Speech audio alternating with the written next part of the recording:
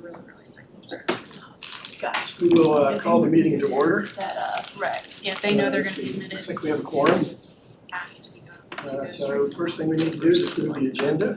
So the agenda is different than the one that was sent out in the email. We do not have a closed session today. It was not needed, so we went ahead and eliminated the closed session. Move approval of the agenda as presented. Second. Okay, a motion and a second. Do we have any discussion? Hearing none, all in favor say aye. Aye. Opposed say nay. Thank you. I'm going to introduce Carmen Elliott as our new EDA director, who's taking Mark's place. Let me see if you heard. Hello, Welcome. thank you for welcoming me. Glad to be on the EDA here, and I'm native to Montgomery County in Christiansburg, and I am involved in commercial real estate as my current job. In my former lifetime, I was in med tech and healthcare for 20 years before that. So happy to be here. Thank you. You can. I know about half of you. The ones that don't know, I look forward to meeting and getting to know. Thanks. Thank you. Welcome. Okay. So we have the minutes of the meeting. The November meeting. It's in your packet. We have a motion to approve those. I move to approve the meeting minutes from November. Okay, have a motion. Second. We have a motion and a second. Any discussion? Hearing none, all in favor say aye. Aye. Opposed say nay. Thank you. Now we have the treasurer's report. Yes, if you look at your treasurer's report, there was not a significant amount of activity since last month. Our expenses are on track. We do have the incentive that's a pass-through from Christiansburg that was an expense that wasn't budgeted, but it wasn't anticipated, but it is it's gonna pass through as revenue, so it will offset. And then on the final statement of cash flows shows you that the decrease in cash this year to date is $15,942. Brian, have we received that? The incentive, I'm sorry.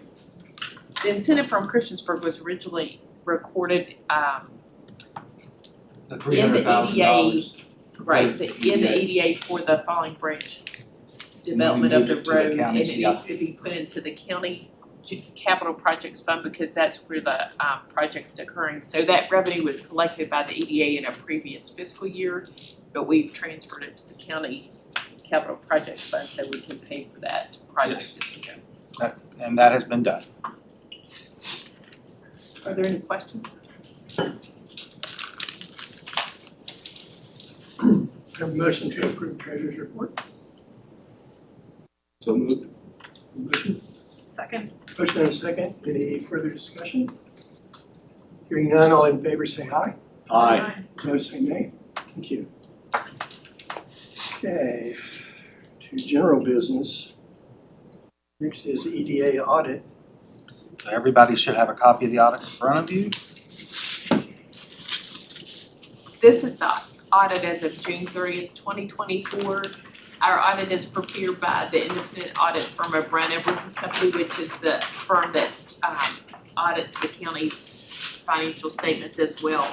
We did get a clean opinion, which is the highest level of assurance that we can get on our financial statements. I don't think there are any significant changes between these statements and the statements that you receive on a monthly basis during the meeting. These are full accrual statements, so there's a little bit of timing difference kind of items in these that are not reflected in the financial statements that we prepare for you. So if you have any questions at all, I'd be glad to answer those. I know you're just getting them, so maybe next month we can put it on the agenda again if you have questions. Also, if you want the auditors to ever come and present to you, they are always happy to do that. So just let us know and they can come answer questions or give presentations as well. There's also a compliance section in the back of the report that talks about complying with state code and that those kinds of things, and that there were no problems with that. So we didn't have any findings or anything? That's correct. I don't know if there's a segregation of duties comment in the financial statements. I think that, It's pretty well segregated. right, The the duties. county, for the entire county, we do receive a segregation of duties comments for some items, but the EDA, we're able to segregate the duties of that as far as cash disbursements and who holds the cash and that kind of thing, that we don't receive that comment for the EDA. That's always a problem with any kind of smaller organization that doesn't have a lot of staff. I know I dealt with the private sector from time to time. I'd just like to say again, congratulations, Angie, clean audit report, Thank you. very good. It does help that we have the economic development department that does part of the work for that, and then our finance staff as well. That helps us be able to segregate a little bit at a little bit higher level than some of our other entities. Would you like a month to review it or accept the audit as presented? Do we need to accept it, Marty?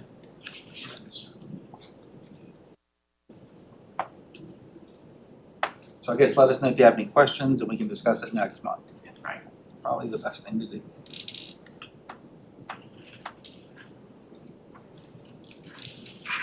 Are we back to the? Yeah. To the top here.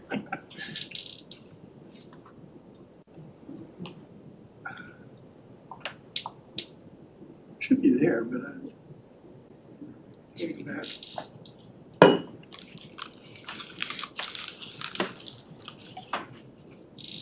Come on. Oh, there we go, I got it, just had to go back enough. There you go. Thank you. You're welcome. And so we do have to approve this? I'm sorry, I cannot hear today. Do we have to approve this or is it just No, presented? no. Okay, so moving on to the Town of Blacksburg Facade Grant Program. So the town of Blacksburg is implementing a new facade grant program. Legally, the only, the best method of path through is through the Economic Development Authority, because the EDA can provide grants to businesses. And so this is kind of very similar to during COVID, when we accepted grants from the town of Christiansburg, town of Blacksburg, and the county, and passed it through to businesses. So we have a resolution in your Word docs packet to go ahead and approve that. The only thing in the, so we will not be party to every agreement. We will be a party to every We're agreement, gonna be party to every grant, okay, but we only have one approval, general blanket approval. okay, The EDA agrees to be, in essence, a pass-through.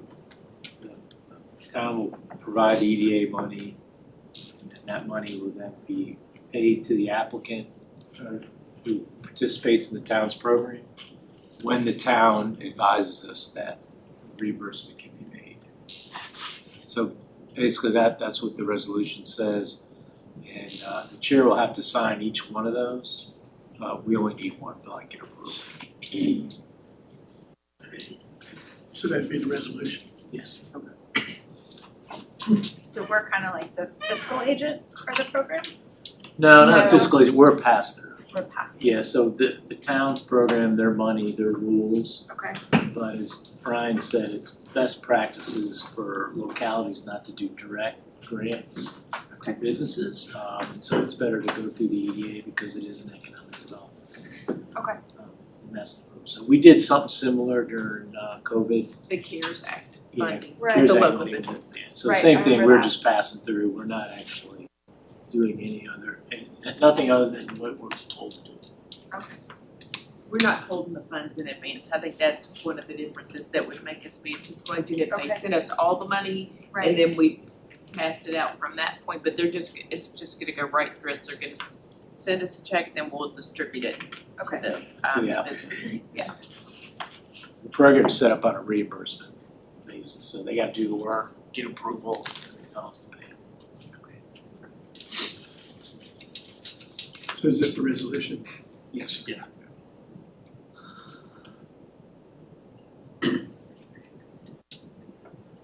So whenever everybody's had a chance to look at that, entertain a motion to approve it.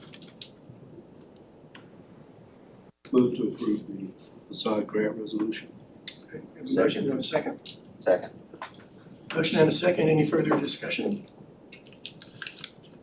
Hearing none, all in favor say aye. Opposed say nay. Thank you. Next is Falling Branch expansion, lot 2 construction. So in your packet, you will see an updated construction schedule and this month's schedule for payments, but I will go ahead and use the power. Falling Branch Corporate Park Phase 2. Of course, the original park is Phase 1, lots 1 through 8. And right now, we have added, of course, the Cox property for Phase 2. FedEx purchased the first lot, and we're currently grading the second lot to a 20-acre pad. So as part of VDOT, of course, provides economic development grants for roadway extension. The Parkway Drive is being extended out to Lot 2 as part of the grading, and then grading a pad, and then the stormwater pond to go with the pad. Long range, this road will go out to North Franklin Street and connect. South Franklin Street and connect. So, I can go contractor apparently. The original contract information was they started on April 29th, 2024, and the date of substantial completion, 240 days, was December 24th, with the final completion of January 23rd. So we've had 11 weather days thus far, and we will have more weather days like today. So the date of substantial completion has been moved to January 4th, and date of final completion is February the 3rd. Brian, you may wanna give some context behind this, so the new board member kinda knows what you're talking about. So the county, through the CIP, Capital Improvement Program, provides the funding, and the total contract, let me get to that, was $2.8 million, which is in your packet, and with changes. And so right now, we awarded the notice to proceed on April 29th, and the contractor has been working since then with the substantial completion date now of January the 4th. So basically, by substantial completion, they're supposed to have almost everything finished except for, let's say, seating and a few minor items. They are not going to hit that target.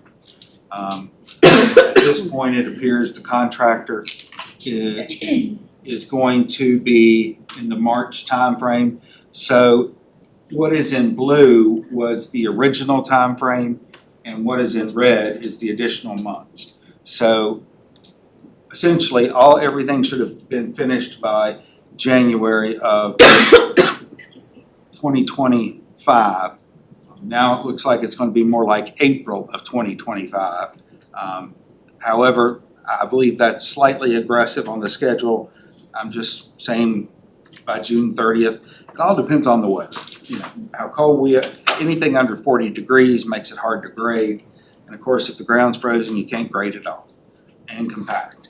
And so, as these winter months, as we get closer to winter and these winter months, they'll have less productive days. And of course, you can't, we're paving almost 2,700 linear foot road, and an asphalt plant will not open back up till March. It closes for the season or after Thanksgiving generally. I think they closed them actually a little early this year.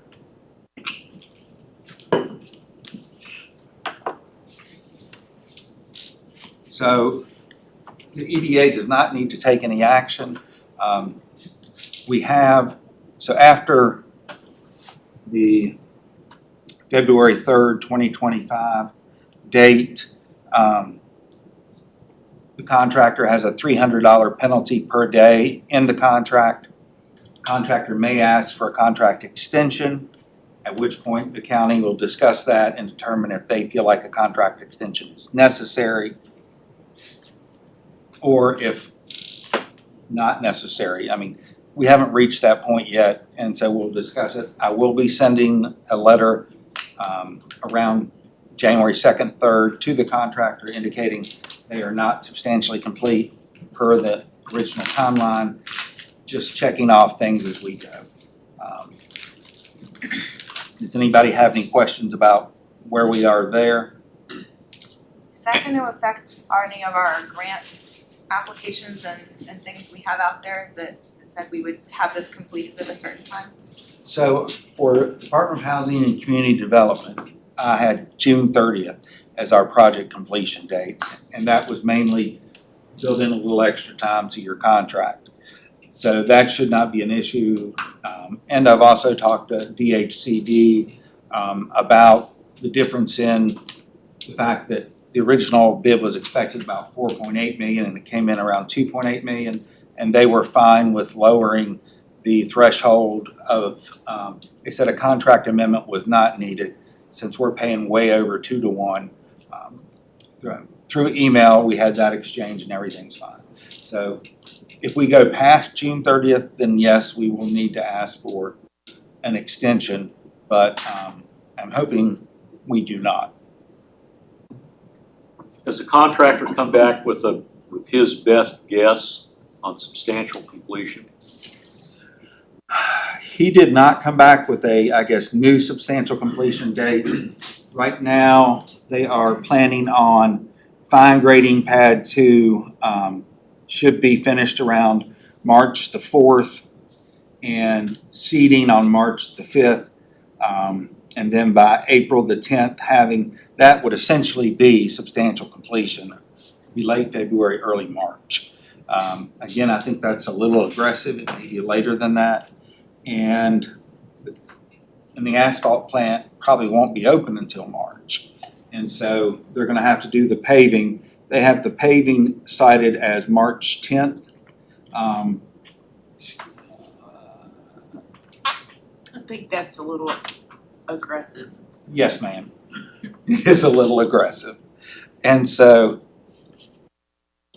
our H&P, our engineering representative, asked them to update their timeline. And this is when, with their request for payment. So Has he mentioned anything about forbearance on the penalty, on the scheduled penalty? no, sir, he has not at this point. I think until I send the letter that he is not within substantial completion, he probably will not bring that up. Then I figure he will bring it up. Oh, yes, sir. Yeah, 300, so roughly 9,000 a month. And it seriously eat into whatever profit margin he's got built into this thing. And again, this is $2 million under bid, so he probably doesn't have a whole lot of profit margin. So this month's application for payment number 6 is for $107,145, and the most of that, of course, has been approved by the engineer, and we've submitted it in our system. And the work in line item D, if you're looking at it on your computer, is mainly grading, some general conditions, erosion sediment control, and installing the fiber optic conduit system.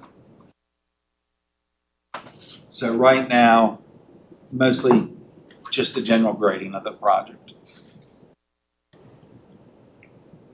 And this is earlier this month. We had a nice, wonderful dry October into most of November. And it didn't really rain until December, so they have pretty much, this is the main part of the grading on Lot 2. They have pretty much cut it all back. This is their dirt stockpile. And this is the overall project running from our property line all the way back to the other FedEx's property line to the right. And so they are working on building up the pad.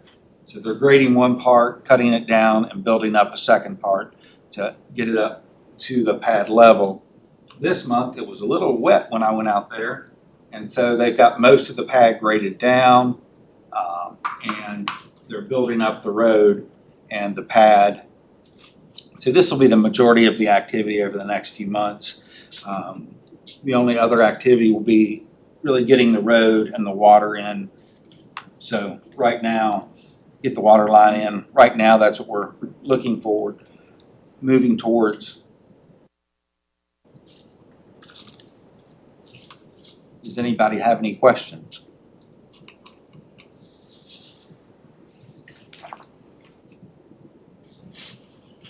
So, as a part of Falling Branch Phase 2, Site 2, we did not include in the original set of plans the pump station. A pump station is going to be needed to get from this site up to the FedEx site. The reason being, the budget was at our limit of cash flow, or I guess our limit in the CIP, and we wanted to see what industry may locate there. So in discussing this further, my concern is if we don't have the pump station in place, that it'll add the risk of an unknown factor. And so we have to do a pump station study, and that is in your board docs packet for a maximum of $62,000. So staff recommends performing the pump station study and installing the pump station. The purchase order will be from the county CIP dollars, and the pump station will be sized for 1,000 employees. And then there's an average daily usage. So I do not foresee when we'll have more than 1,000 employees. If we were to get a data center and they need 1 million gallons of water and sewer a day, we would run a whole new interceptor back through Falling Branch.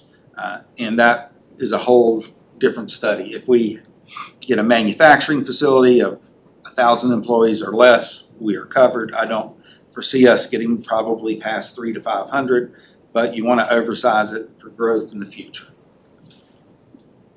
So if we did get a different tenant in there that would have substantially different demand, conceivably then we would waste some of this money. So I'm not a pump station expert, but in my meeting with H&P, there is basically a pump station concrete reservoir. So the waste comes down, it hits a grinder pump, the grinder pump puts it into the waste reservoir, and then it is pumped upstream. If we go anywhere over about, right now, 25,000 gallons a day, then we would need to install a new pump station main component. So if somebody came in wanting 250,000 gallons a day of water and sewer, then yes, it would have to be reworked. By not doing it now, we're potentially missing out on prospects who want that already done. Due to our lack of natural gas for this site, we can't have a food processor on the site because they use too much natural gas. And so logically, it's going to be a manufacturing facility, advanced manufacturing facility, or a distribution center, more than likely. And I'm working, I know last month we talked about options for this lot. I met with Onward NRV, and they're in the middle of producing a report for the entire region, so they didn't want to put that on the table now. It goes over all of the prospects that they're seeing, the sizes. It's about a 5-page booklet that they're pulling together, and that should be ready January, February time period, hopefully before our next meeting. But, so the risk you run is spending the money and having to rework part of it. Yeah, I you're guess not gonna we were lose it thinking all, that- but you could lose, you'd have to start over some aspects of it. Who would own the facility when it's complete? The Economic Development Authority is gonna own the facility. The town of Christiansburg has said they do not wanna own the pump station for one I don't blame industry. I think the benefit outweighs the risk of potentially not putting it in. I think the benefit is there to go ahead and do it now. So as far as sizing goes, are we not looking forward enough? Not looking ahead enough to, I don't know what we're buying. I mean, I guess this is just a study, right? Well, the study, and then the study helps us go all the way through purchasing. We determine what it's gonna be sized for. And the sizing right now is for up to 1,000 employees, with each employee using 25 gallons per day. That's kind of the quote-unquote average. We think But that's this pump reasonable. is just for that lot, Just it's for not that for, if we were to buy more property, it wouldn't Yeah, necessarily. if we were to buy, let's say, let's back up the view. Well, so this is the Teal property, and the town of Christiansburg has asked us not to buy that property and move in that direction. The reason being is they don't want us to get too close to the housing, which I'm gonna go ahead and pull up. Google Earth will help a little bit.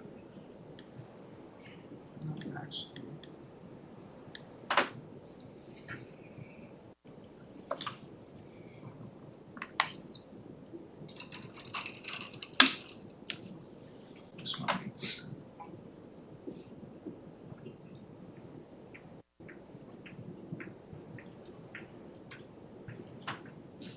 Question is, do we overbuild it? Is it getting Yeah, that's basically. Yeah. But the study just tells us, So this is pad 2, site 2, and the town has asked us not to, they think residential commercial should be best what's developed on this side of our park. And once they extend the road out to South Franklin Street, then that's a possibility. And we've run the road essentially 2/3 of the way from the interchange to where they need to ultimately go. So our land prospects are in this general area, and we would need a separate pump station. So this pump station right now only serves one site on the park. And I guess unless we have a change into the west, that's all it's going to serve. I think what you're saying is to the west, the town's comprehensive plan shows it not to be industrial. Correct. Yeah, so the only use for the pump station is gonna be on lot 2. Basically. We've oversizing it, anticipating it could be as high as 1,000 employees using sanitary sewer. It could be that we get a facility in there that we need sanitary sewer for other purposes. Right now, that's an unknown. You're not gonna waste the whole thing. You're gonna have a design to start with. They may have to tweak it a little bit, but you're gonna have a starting point. Right. And we want to be pad ready, which means water, sewer, fiber, natural gas, all of that will be there. And so this pump station study leading to a pump station installation is where we need to go. So my bigger concern with it, to be honest with you, is, and it's probably been staring us in the face the whole time, but operating the pump station, maintaining the pump station, and liability for the pump station. Those are the 3 things to really focus on when that time comes. So I have asked the town of Christiansburg if they will consider taking the force main. So if we have to maintain the pump station, then we'll have to maintain the pump station. The force main, then they would take over. That would be easier. Let me get back to the presentation.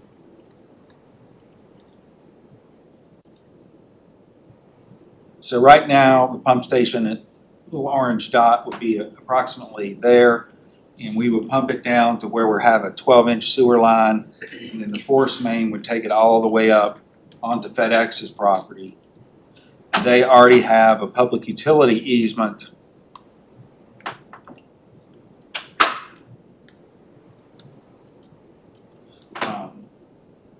and 10-inch sanitary sewer to the north of their property. So the public utility easement runs all the way to the property line. So when they recorded the plat, all that was taken care of. So we just have to get it basically to this manhole where the line currently ends. And then it'll go gravity all the way back to the town of Christiansburg. So the property they don't want us to develop for our purposes is already in town. It is in the town. Are they offering us anything for our accommodation of their decision? Their decision as far as the comp plan? Yeah. I Um, mean, they ask us not to go in that direction. They didn't really, I don't think they really asked, because like Marty said, it's just part of the comprehensive plan, Right, right? so you wouldn't get rezoned in order to put They're that. updating their comp plan though. Is that They are released updating yet? the comp plan. Quite honestly, we don't want to own Mr. Teal's, the Teal Family LLC pond. Yep. Right now, it's a farm pond, and if we were to buy it, we would have to rework that entire pond.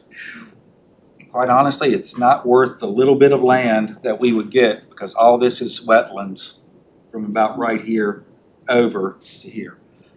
I wouldn't recommend buying that anyway. Just to put a few industrial in this area and this area. That'd be tough to do much with anyway. There's nothing in that direction, really. The last estimate I had was 500,000 to do the pond, and that was 3 or 4 years ago. So I'd say it's easily doubled. It's just not worth the risk of the property. Do we have an estimate of how much the pump station would cost? Approximately 300,000, that's what they're estimating. Until the bids come in, we're not 100% sure, but that's where they're estimating it. And for 500 employees versus 1,000 employees, the difference in cost is negligible. So Because projects on land this size won't go above 1,000 employees. That doesn't happen, right? about 300,000 is the maximum building size you can put on there. And I don't see us getting manufacturing. Like when Dish came in on their call center, they've got 19 acres of paving and 2,000 spots. And they had up to 1,600 employees. That's not the model anymore. The Philippines is generally where they're gonna go, should they. That's not even in the target market anymore. All of them have been moved either to the Philippines or somewhere similar.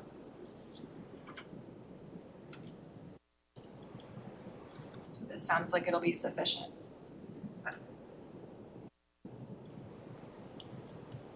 And like I said, even if they did come in some, in excess of 1,000 employees, you've got a starting point. It's not gonna Yes. be like you're doubling it. You'll have to modify the design a little bit, but it gives you a starting point. And that was H&P's point of view. If you go ahead and get it established, if you need, again, if we get a data center, we're gonna run it down to here. I don't, with our cars, I don't know that we're gonna see a data center, but that's a whole different subject. I'm sure If this we isn't went east, we would have to do something else anyway. Yes. I'm sure this isn't tremendous insight, but other than data centers, I'd say 80% of industrial site selectors just wanna see pad ready, or they won't even look at it, so. You're, Help. can you repeat that? Sure, Sorry. just to his pad ready comment, when I have people nationally working towards site selection, 80% or more, and I think that's conservative. They wanna see pad ready, or they won't even, it's just so much more costly in terms of their time. And if they have another alternative that is ready, they're gonna go there. Right. Because time costs them more than the Right. 300,000 of the pump station. Are you looking for approval of this so that So- you can proceed with? Right now, we need approval of the $62,000 study. And then, once bids are issued and the county is happy with the pricing structure, then the EDA would enter into a contract with the, very similar to what we've done with the grading.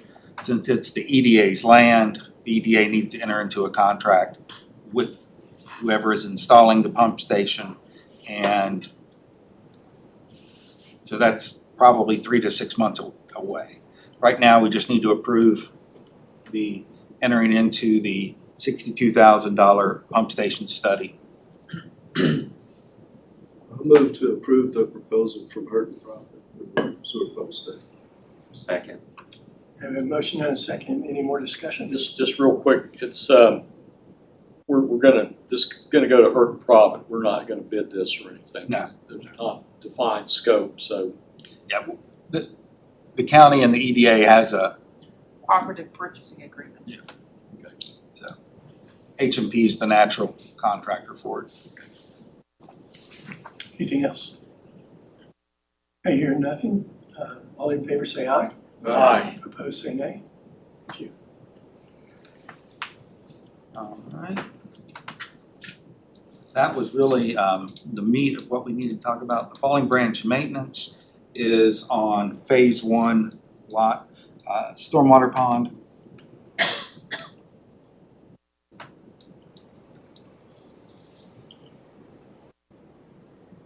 So, remember last month, or I guess Town of Christiansburg has wanted us to, of course, clean up our stormwater pond a bit.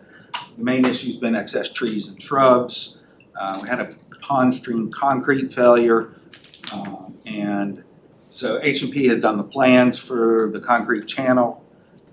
And we met with Extreme Concrete in September and had the purchase order approved in October. And so the purchase orders has been funded from the EDA reserve. And all work is finished on the pond except for regrouting the main pipes. So of course, this is the stormwater pond, and they got a pretty heavy piece of equipment in there and ground up a lot of trees. So it looks a lot better. We took it all the way to the interstate fence line. On this end, you could leave trees in this area, and I would, mainly for erosion and sediment control. You want that holding down the bank, but everything else has been taken care of. And they finished where the concrete had failed and water went up underneath it. They diverted the stream and went ahead and installed it. So that's been taken care of. Right now, they just need to regrout the 36-inch pipes that lead from roughly this point over to this point. And once they do that, the town should be happy. And we should meet all legal obligations. They're getting it done just in time. I was a little worried about the concrete, but they pulled it off very quickly. So the last item is broadband, and I'll call upon Carly. So, since we last met, OLT also became, OLT 6 also became active, so that more than doubled their current active passing, so they have 596 right now. And same as last month, out of 7 railroad crossings, there are 6 in VATI 2021 that are waiting to be scheduled. I misspoke in our last meeting, so I wanted to put this number on there. Angie mentioned not many passings were impacted by the railroad crossings. I said 70, there's 70 in VATI 2022. There's 115 in VATI 2021, so there's 185 impacted overall. Thank you for clarifying that. Yes. Gigabeams place over 160 miles of fiber. we talked last month, APCO's fiber crew started on the Reiner Loop on October 28th. They have completed 3.1 miles of that 24.9 mile loop, so they were looking to add crews to assist in accelerating that construction. Same, they're on track to move to the Prices Fork Loop and the North Blacksburg Tri-Cities Loop in mid-January.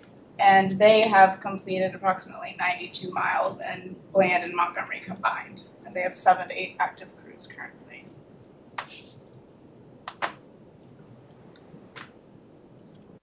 They were impacted, APCO, as we said at the last meeting, was impacted by the hurricane, and they had to kind of pull back from our project for a short period of time, but they really got back to it quickly.